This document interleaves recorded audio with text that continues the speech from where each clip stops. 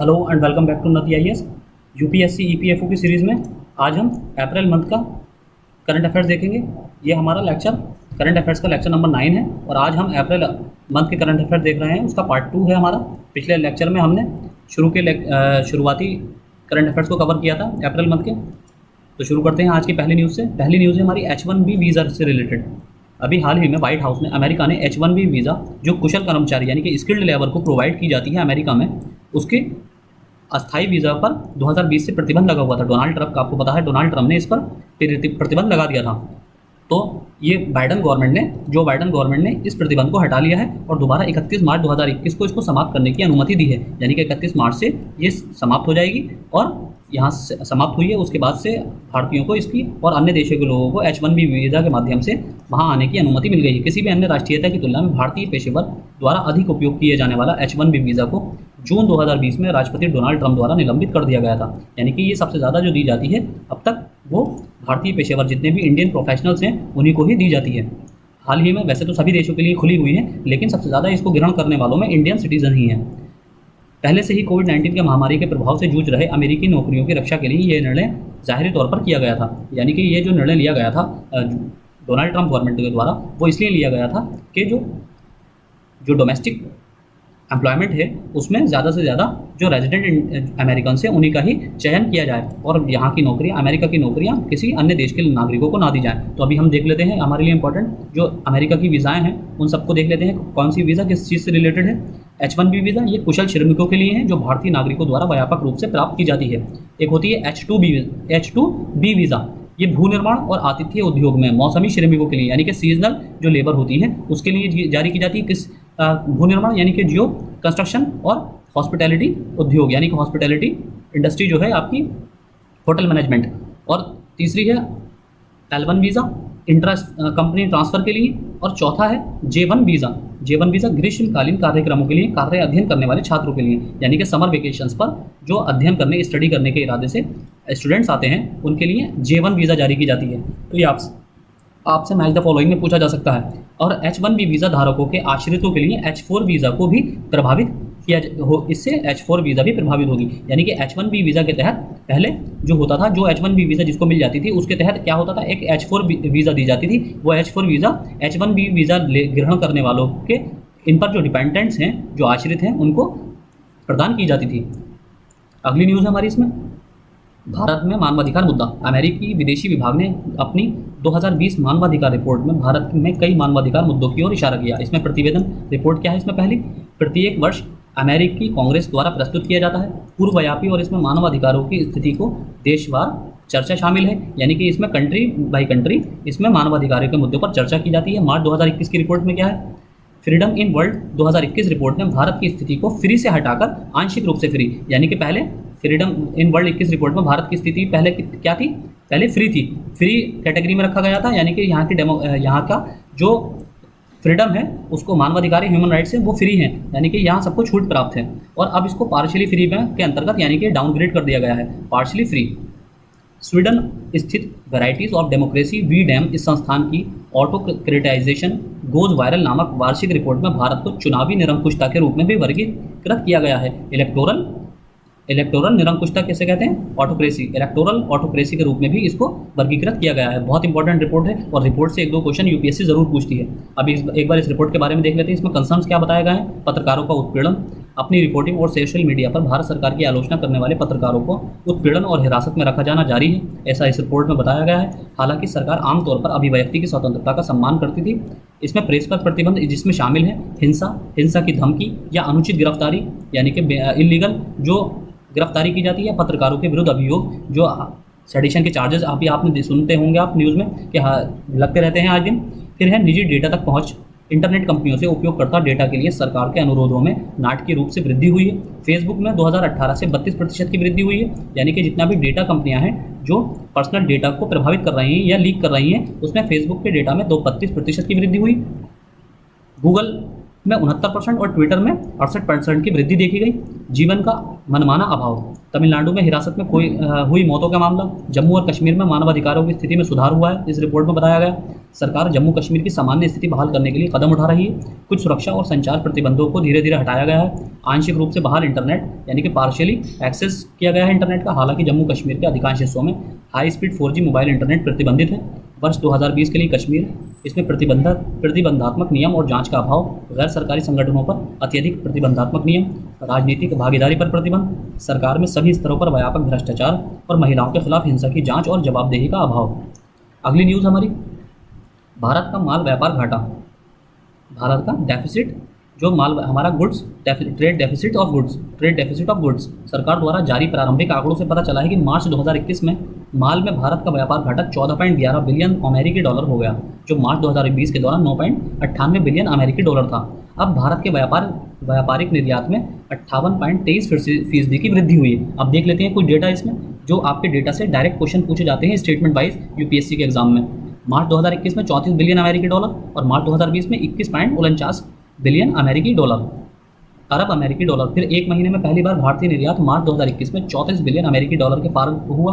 व्यापार आयात में कितनी वृद्धि हुई है, यानी कि मर्चेंडाइज इंपोर्ट्स में 52.89% की वृद्धि। मार्च 2021 48.12 अमेरिकी डॉलर और मार्च 2020 31.47 अरब अमेरिकी डॉलर। इस प्रकार भारत मार्च 2021 में शुद्ध आयातक है, यानी कि मार्च 2021 तक भारत जो है एकदम शुद्ध नेट इंपोर्टर है, नेट इंपोर्टर की कैटेगरी में है, नेट इंपोर्टर।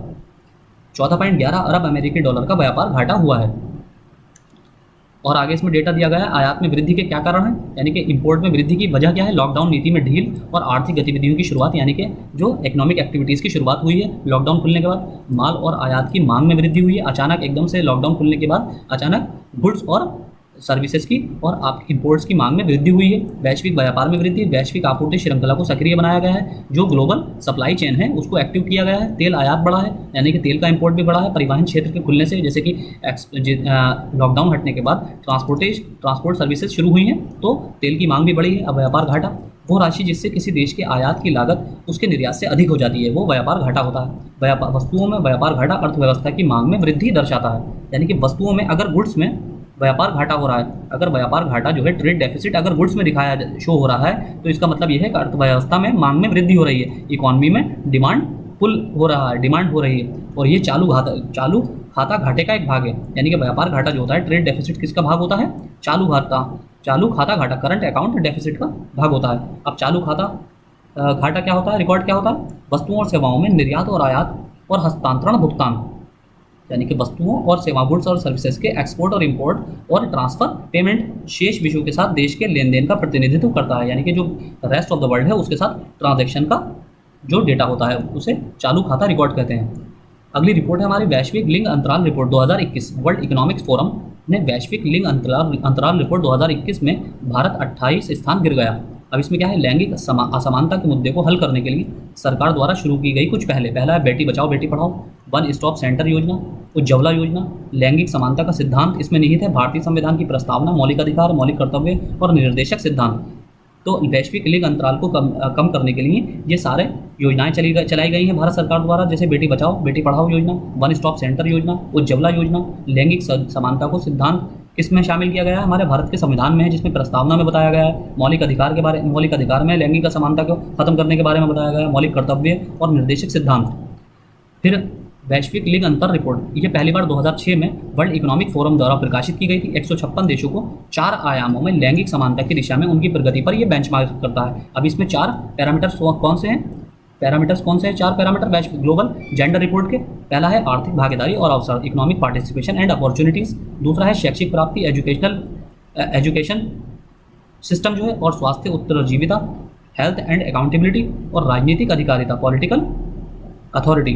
सूचकांक के अबव द इंडेक्स क्या है, इसमें उच्चतम जो संभव स्कोर है वो 1 होता है। 1 का मतलब है हाई इक्वालिटी, यानी कि टोटल इक्वालिटी, समानता, एकदम पूर्ण समानता। और न्यूनतम स्कोर है 0 का मतलब होता है टोटल इनइक्वालिटी। तो उद्देश्य क्या है, स्वास्थ्य, शिक्षा, अर्थव्यवस्था और राजनीति पर महिलाओं और पुरुषों के बीच सापेक्ष अंतराल पर प्रगति को ट्रैक करने के लिए कार्य करना। और भारत अब 2021 दक्षिण एशिया में सबसे खराब प्रदर्शन करने वाले देशों में से एक है। तो इस रिपोर्ट में आगे और कंट्रीज़ की हालत देख लेते हैं। भारत 156 देशों में 140वें स्थान पर है। राजनीतिक अधिकारिता के मामले में, राजनीति में महिलाओं की भागीदारी में 51वें स्थान पर, शिक्षा की प्राप्ति में 114वें स्थान पर, स्वास्थ्य और उत्तरजीविता सूचकांक में सबसे खराब प्रदर्शन 155 पर, 155 स्वास्थ्य यानी कि हेल्थ इंडेक्स में। यह इसका जो global gender gap index report है, global gender gap index report, इसका जो 4 पैरामीटर है उसमें एक पैरामीटर स्वास्थ्य और उत्तरजीविता हेल्थ एंड अकाउंटेबिलिटी में सबसे खराब प्रदर्शन 155वें स्थान पर। और आर्थिक भागीदारी इकोनॉमिक पार्टिसिपेशन में भारत में लैंगिक अंतर वास्तव में 3% बढ़ा है। भारत में महिलाओं की अनुमानित अर्जित आय पुरुषों की आय का केवल 5वां हिस्सा है, यानी कि पुरुष जितना कमाते हैं उसका केवल 5वां हिस्सा 20% ही महिलाएं कमाती हैं। दक्षिण एशिया में बांग्लादेश 65वें स्थान पर, नेपाल 106, पाकिस्तान 153, अफगानिस्तान 156, भूटान 130 और श्रीलंका 116, यानी कि सिर्फ पाकिस्तान और अफगानिस्तान ही हमसे बुरी हालत में, बाकी हम सबसे ज़्यादा बुरी हालत में हैं अपने पड़ोसी देशों में। ग्लोबल जेंडर गैप इंडेक्स 2020 में भारत 153 देशों में 112वें स्थान पर था और अब कितने पर आ गया है, 140वें स्थान पर। अगली न्यूज़ है हमारी दादा साहब फाल्के पुरस्कार। जैसे कि आपको पता है ईपीएफओ में अवार्ड से क्वेश्चन पूछे जाते हैं, पुरस्कार से अवार्ड से क्वेश्चन पूछे जाते हैं, तो उसी क्रम में दादा साहब फाल्के पुरस्कार ये केंद्र के अभिनेता, निर्माता और पटकथा लेखक के रूप में योगदान के लिए रजनीकांत को प्रतिष्ठित दादा साहब फाल्के पुरस्कार दिया गया है। दादा साहब फाल्के पुरस्कार के बारे में जान लेते हैं। 1969 में स्थापित, प्रतिवर्ष दिया जाता है। भारतीय सिनेमा के कलाकार के लिए सर्वोच्च सम्मान, राष्ट्रीय फिल्म पुरस्कार का हिस्सा, सूचना और प्रसारण मंत्रालय द्वारा प्रस्तुत किया जाता है, यानी कि information and broadcasting ministry. Bharat के राष्ट्रपति द्वारा प्रस्तुत किया जाता है। पुरस्कार की पहली प्राप्तकर्ता कौन थी? देविका रानी रॉरिक, जिस पहली प्राप्तकर्ता थी देविका रानी। और इसमें शामिल है स्वर्ण कमल यानी कि एक गोल्ड लोटस दिया जाता है, गोल्डन लोटस, नकद पुरस्कार 10 लाख रुपए और एक प्रमाण पत्र, एक सर्टिफिकेट और एक रेशम रोल और एक शॉल दी जाती है। धुंडीराज गोविंद फाल्के अग्रणी फिल्म निर्माता ने 1913 में भारत को अपनी पहली फिल्म राजा हरिश्चंद्र दी। राजा हरिश्चंद्र को पहले की वजह से सबसे पहली फिल्म किसकी थी? धुंडीराज गोविंद फाल्के की। इन्हीं के नाम पर दादा साहब फाल्के पुरस्कार रखा गया है।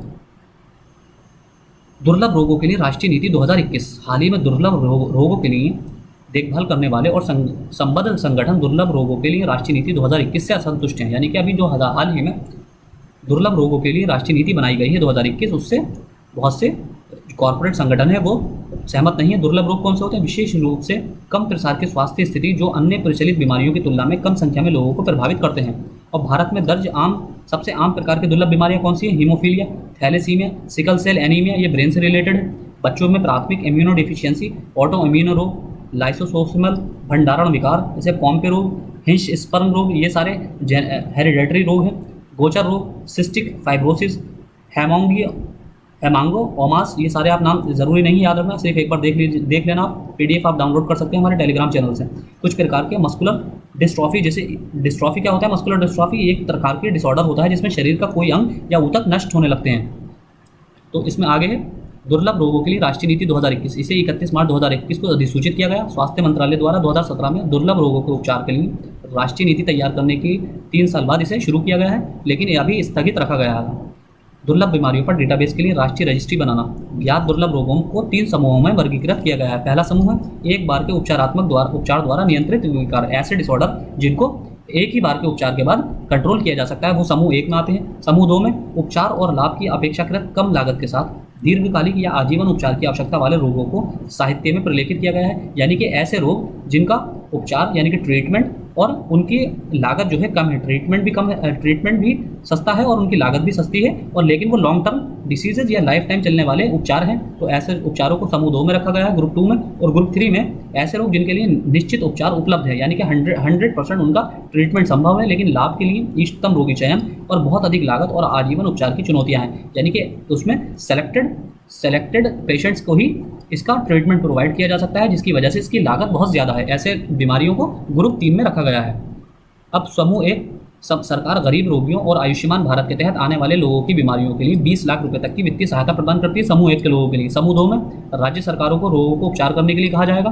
विशेष रूप से आर्थिक आहार फार्मूलों या विशेष चिकित्सा उद्देश्यों के लिए भोजन के साथ प्रबंधित विकार और अन्य प्रकार की चिकित्सा के लिए प्रबंधकीय विकार शामिल हैं। और समूह 3 में जीवन भर महंगे उपचार की इसमें आवश्यकता होती है। अगली न्यूज़ है हमारी असम के भीतर एक स्वायत्त राज्य। तो असम के भीतर जो स्वायत्त राज्य की मांग हो रही है, ऑटोनोमस स्टेट की मांग हो रही है। तो आपके लिए इंपॉर्टेंट ये है कि ऑटोनोमस स्टेट किस आर्टिकल के थ्रू बनाया जाता है। तो हमारे लिए आर्टिकल 244A ए इम्पॉर्टेंट है। तो हमारे लिए जो न्यूज़ में इम्पॉर्टेंट है वो ये पॉलिटी की दृष्टि से आर्टिकल 244 ए इम्पॉर्टेंट है। संविधान के अनुच्छेद 244 ए के प्रावधानों के तहत असम के समाज के कुछ वर्गों द्वारा असम के भीतर एक स्वायत्त राज्य की मांग उठाई गई है। अब 1950 के दशक से ये मांग चलती आ रही है। अविभाजित असम की आदिवासी आबादी के कुछ वर्गों के आसपास एक अलग पहाड़ी राज्य की मांग उठी है। लंबे आंदोलन के बाद 1972 में मेघालय को राज्य का दर्जा मिला। कार्बी एंगलोंग और उत्तरी कछार हिल्स के नेता भी इस आंदोलन का हिस्सा थे। उन्हें असम में रहने या मेघालय में शामिल होने का विकल्प दिया गया और इसलिए वो पीछे रह गए और केंद्र ने उन्हें अनुच्छेद 244 ए के सहित अधिक शक्तियों का वादा किया था। तो इसमें अनुच्छेद 244 ए देख लेते हैं। ये कुछ जनजातीय क्षेत्रों में असम के भीतर एक स्वायत्त राज्य के निर्माण की अनुमति देता है। स्थानीय प्रशासन को चलाने के लिए स्थानीय विधायिका या मंत्रिपरिषद या दोनों के निर्माण की भी परिकल्पना की गई है। 22वें संविधान संशोधन अधिनियम 1969 द्वारा संविधान में सम्मिलित किया गया था। इसे 244 ए को कब सम्मिलित किया गया था? 22वें संविधान कॉन्स्टिट्यूशनल अमेंडमेंट के द्वारा 1969 में। छठी अनुसूची की तुलना में आदिवासी क्षेत्रों को अधिक स्वायत्त शक्तियों के लिए अधिकृत करता है। इनमें सबसे महत्वपूर्ण शक्ति कानून और व्यवस्था पर नियंत्रण और छठी अनुसूची के तहत स्वायत्त परिषदों में उनके पास कानून और व्यवस्था का अधिकार क्षेत्र नहीं है। यानी कि छठी अनुसूची के तहत जो ऑटोनोमस काउंसिल हैं उनके पास लॉ एंड ऑर्डर का अथॉरिटी नहीं है, यानी कि लॉ एंड ऑर्डर का अधिकार क्षेत्र नहीं है। तो ये असम का मैप है। तो इसमें इसके अंदर ही ऑटोनोमस स्टेट को बनाने की मांग की गई है, जो ये सर्कल किया गया है।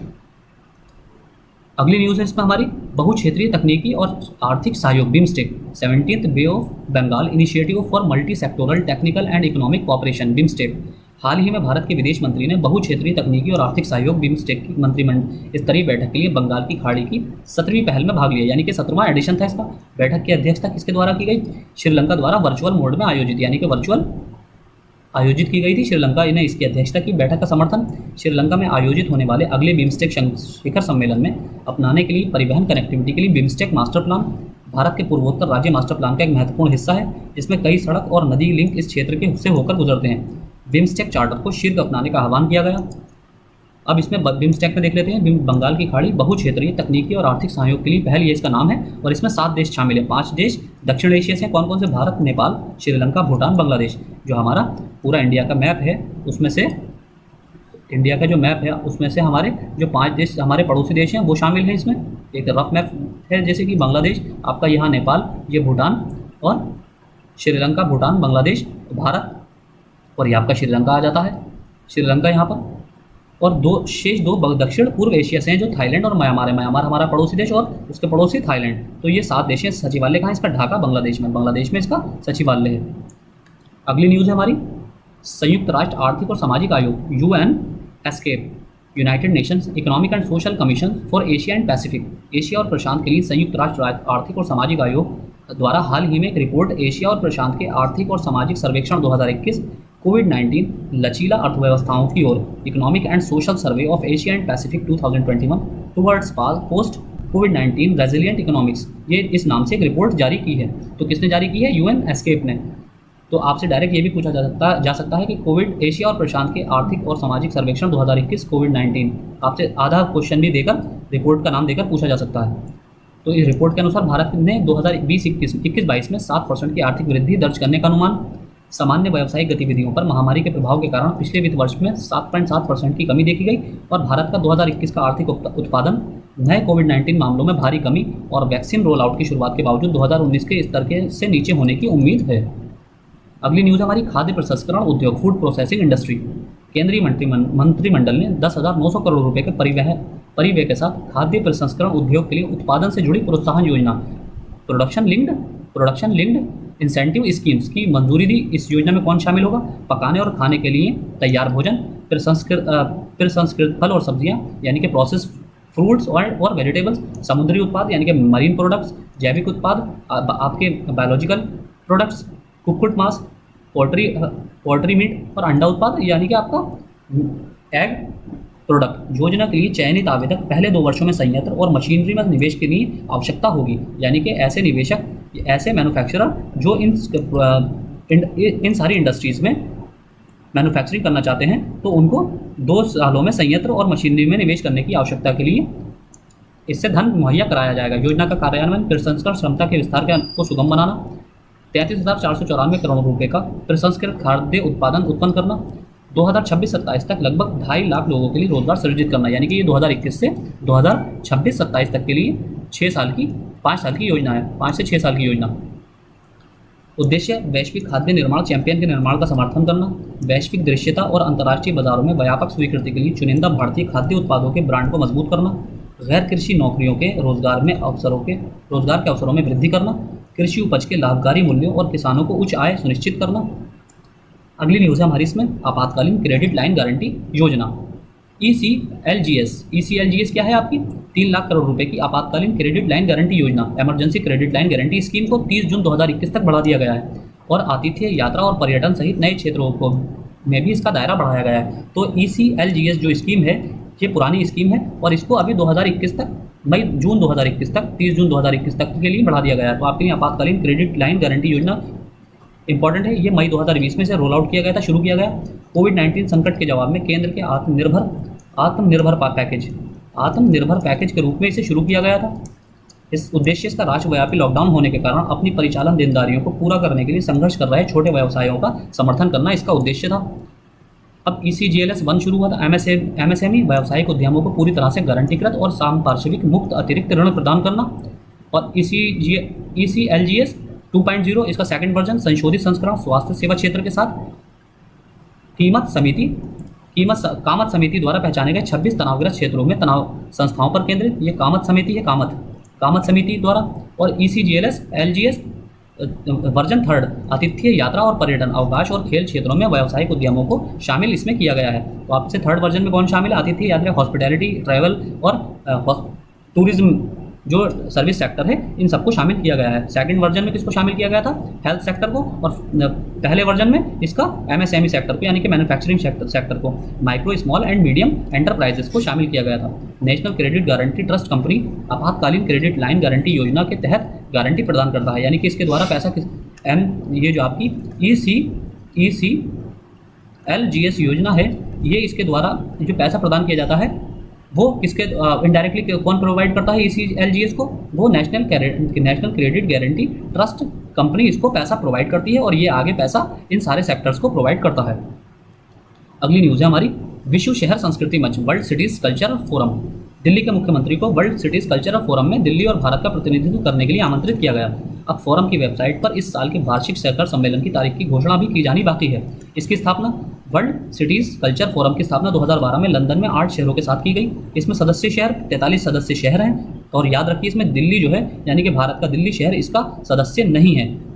भाग लेने वाले सदस्यों में London, Hong Kong, Amsterdam, Edinburgh, Lisbon, San Francisco, Shanghai आदि शामिल हैं। दिल्ली को इस साल आमंत्रित किया गया है लेकिन ये सदस्य शहरों का हिस्सा नहीं है, ये याद रखना है आपको पॉइंट।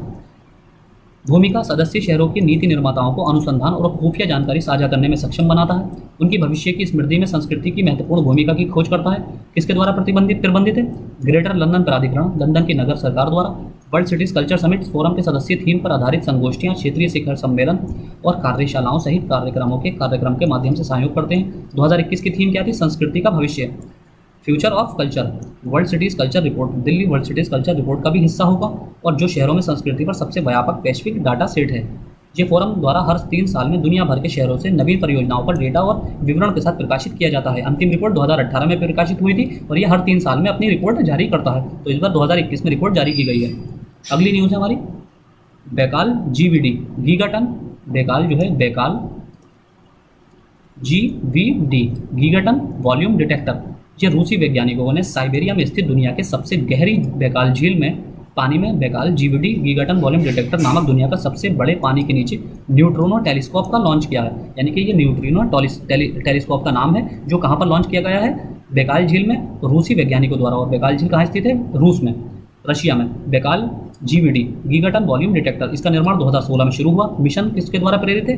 न्यूट्रिनो नामक मायावी मौलिक कणों का विस्तार से अध्ययन करना और संभवतः उनके स्रोतों का निर्धारण करना। विश्व के 3 सबसे बड़े न्यूट्रिनो का हिस्सा है न्यूट्रिनो टेलीस्कोप का। पहला कहाँ लगा हुआ? तीसरा तो ये है। पहला है दक्षिण ध्रुव पर आइस क्यूब के साथ, दूसरा है भूमध्य सागर में टार्स के नाम से, ये दूसरा भूमध्य सागर में है और दक्षिण ध्रुव पर यानी कि आपका साउथ पोल पर आइस क्यूब के नाम से है। और ये बैकाल झील में Baikal GVD gigaton volume detector के नाम से। बैकाल झील को देख लेते हैं। बैकाल झील रूस के दक्षिणी साइबेरिया में स्थित एक झील है। बैकाल झील दुनिया की सबसे बड़ी ताज़े पानी की झील, दुनिया की ताज़े सतही पानी का 22 से 23% इसके पास इसमें हिस्सा है। अधिकतम 1642 मीटर गहरी, 5387 फुट की गहराई के साथ बैकाल झील जो है दुनिया की सबसे गहरी झील, 25 से 30 मिलियन वर्षों में दुनिया की सबसे पुरानी झील, क्षेत्रफल के हिसाब से दुनिया की 7वीं सबसे बड़ी झील। यूनेस्को ने 1996 में बैकाल झील को विश्व धरोहर स्थल घोषित किया। तो यहाँ पर सारे फैक्चुअल इन्फॉर्मेशन भी हमने प्रोवाइड कर दी है। अगली न्यूज़ है हमारी NCTE web portal my NEP 2020, my NEP national education policy 2020। केंद्रीय शिक्षा मंत्री ने NCTE वेब पोर्टल के माई NEP 2020 प्लेटफॉर्म का शुभारंभ किया। किसने किया? केंद्रीय शिक्षा मंत्री, मिनिस्ट्री ऑफ एजुकेशन द्वारा। मंच क्या प्रयास करता है? यह मंच हितधारकों से सुझाव आमंत्रित करना, विकास के लिए मसौदा तैयार करना, शिक्षकों के लिए राष्ट्रीय व्यावसायिक मानक यानी कि NPST मेंटरिंग कार्यक्रम सदस्यता के लिए राष्ट्रीय मिशन, संचालन 1 अप्रैल 2021 से 15 मई 2021 तक। विशेषज्ञ समिति परामर्श अवधि के दौरान एकत्रित किए गए इनपुट की व्यापक समीक्षा करेगी और अंत में व्यापक समीक्षा के लिए सार्वजनिक समीक्षा के लिए ड्राफ्ट तैयार करेगी। और राष्ट्रीय शिक्षा परिषद क्या है? NCTE national council for teachers education. ये क्या है? भारत सरकार का सांविधिक निकाय है। राष्ट्रीय शिक्षा परिषद अधिनियम 1993 के तहत स्थापित किया गया है। इसकी स्थापना 1995 में राष्ट्रीय शिक्षा परिषद अधिनियम 1993 के तहत की गई है। इसका उद्देश्य भारतीय शिक्षा प्रणाली में औपचारिक रूप से मानकों, प्रक्रियाओं की निगरानी करना है। तो ये हमारा लेक्चर 9 था करंट अफेयर्स का। अब कल हमारा लेक्चर 10 आएगा जिसमें हम आगे के करंट अफेयर्स देखेंगे और साथ ही दिन में हमारा इकोनॉमिक्स का करंट अफेयर्स का लेक्चर आएगा जिसमें हम जनवरी करंट अफेयर्स के बचे हुए इकोनॉमिक दृष्टि से करंट अफेयर कंप्लीट करेंगे। तो आज के लेक्चर में इतना ही। Thank you.